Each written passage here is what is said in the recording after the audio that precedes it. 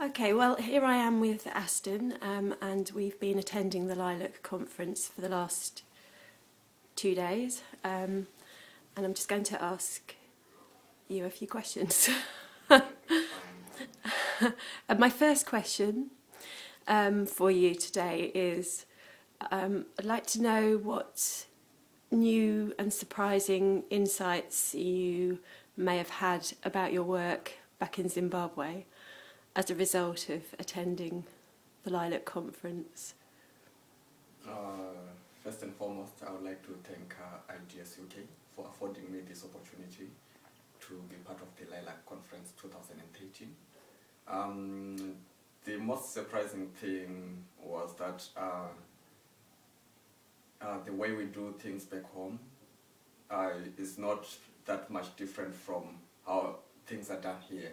But what I found to be most surprising was how it is done, the applicability of information literacy, be it academically, socially, and even politically. I was surprised by how University of Manchester is carrying out its IL employability, how it's equipping its students for life after the academics. So it was really something that I had overlooked in the past. I was just imparting lifelong skills but not applying them beyond the academics. So it's something that came to me as a revelation. I don't want to call it a surprise, but it was a revelation to say that IL extends beyond the classroom. It's something that one can really transfer to the broader community. And one other thing was that there are other universities that have community interventions. We had never thought of, we had some plans, but we had never thought of the simplicity of carrying it out. Some are doing it with minimal resources. So it's something that I never thought of. I thought it was something that could be done with lots of support, but it's something that you can do even individually. Great, thank you very much. And then my second question for you is, what have been two of the key highlights for you? The first highlight was that of networking, where we got to meet other professionals in the information literacy profession. It was really eye-opening in the sense that we shared ideas and we could relate to each other, looking for solutions. It was something that got me psyched up, such that whenever I'm doing whatever I do, I know that there is a community out there that is ready to help, and also that there are other professionals out there who are willing to share experiences. So that experience sharing was a major highlight to me. Then also there was this impact assessment session that was conducted by Lorna Dodd. To me, it was a wow experience. I think it was one of my high points, because the things she delivered were really practical, and back home we are looking forward to such an exercise where we're going to be measuring impact. The major highlight in that was that there has to be an impact assessment, be it in the short term and in the long term. In as much as we might have monitoring and evaluation tools in place, there is a need to measure impact, that is impact on the students, impact on the trainers, impact on the livelihoods of the students and trainers as such. So I found it so interesting, and it was easy to follow, and it's something that I know when I get back home I can implement easily. Great. Yes. Then the other major highlight was the keynote speech by Steve Wheeler. I found it so helpful. It was so helpful, so practical, simple, and straightforward. And actually, it made it easier for us as information literacy practitioners, because the world we're living in terms of technology and literacy is so volatile.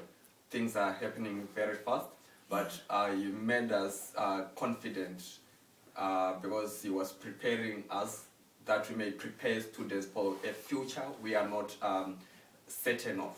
Yeah. So to me, it was something that really made me confident as an information literacy practitioner.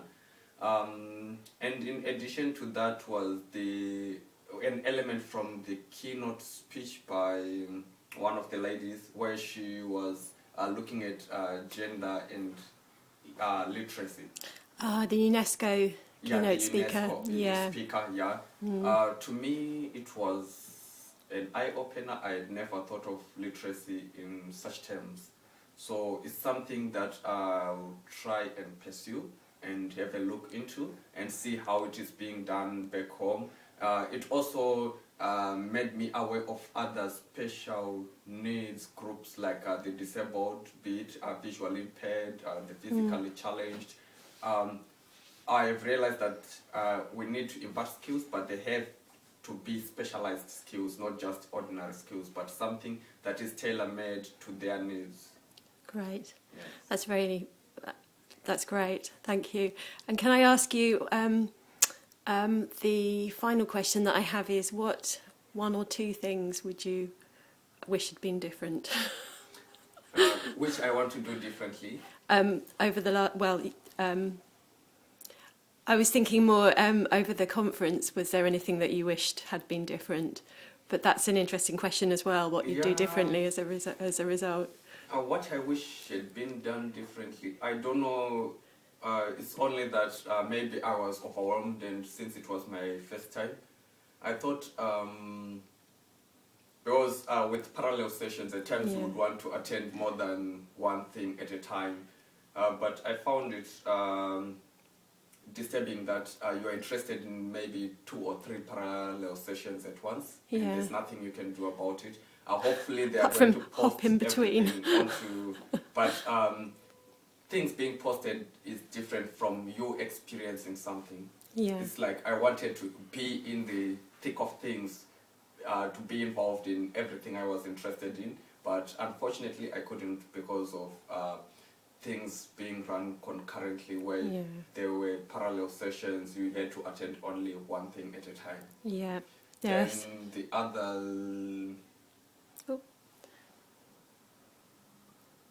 I think, the other thing maybe that could have been done differently is the networking. Maybe they should have categorized things and made it easier for us to mix and mingle. Maybe have us have discussion topics so that whenever we are talking, it's something that is focused. Or maybe I'm taking things, I'm far-fetching things, but that's how I felt. Then, as a result of this workshop, I think I'm going to implement some things back home, like having studies, information literacy impact studies, improving how I deliver information literacy. I was impressed by the University of Manchester, how they do their thing, their active learning. So I want to improve my participatory approaches to information literacy facilitation. Then the other thing is to take information literacy beyond the classroom. To make it a service for everyone who is interested in it, and also to come up with workshops for students. That's one thing I really appreciated, because at times, like at the University of Zimbabwe, we teach information literacy to first year students. Then after that, maybe if they come for their postgraduate studies, that's when we reteach them. But I felt that there are some who might need these skills, so maybe 1 or 2 workshops would do them good. Great. Thank you. Thank you very much. And also, I'd just like to add that it's been a privilege to be here with you. And thank you, Aston, for your contribution and your excellent presentation. Thank you very much.